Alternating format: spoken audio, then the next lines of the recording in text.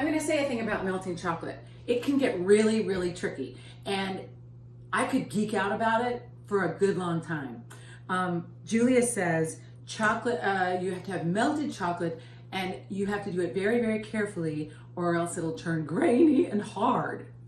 And she really means it, grainy and hard. Chocolate can do a thing called seizing, where if you're melting chocolate, even if you get the tiniest droplet of water, even steam, into that chocolate, it can cause it to seize. And you'll see it happen. It gets dull, it tightens up, it gets grainy and hard, and it doesn't melt. And you're like, what just happened? This is a disaster.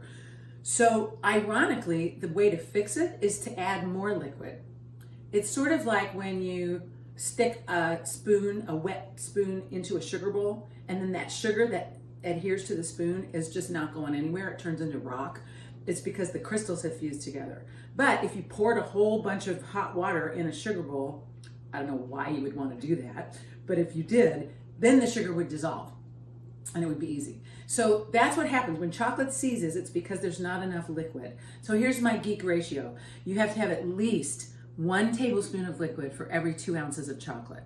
Okay, so if you read through your recipe, and you should read through every recipe all the way through, right, before you start, because otherwise you might end up in a bad situation. Right?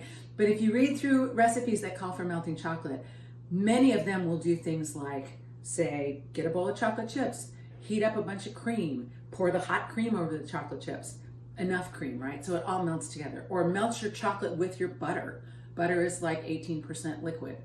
So if the ratios are right, you should be able to melt chocolate beautifully. We'll talk about it a little bit more when we get to the icing part of the cake. The frosting or the icing is of this cake is with what's called ganache, which is French for heaven.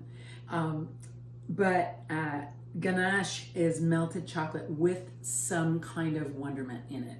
Butter, cream, corn syrup, enough liquid to make it that satiny, silky, shiny, wonderful texture. And I won't judge if you decide that your liquid wants to be, I don't know, liqueur. That could be good.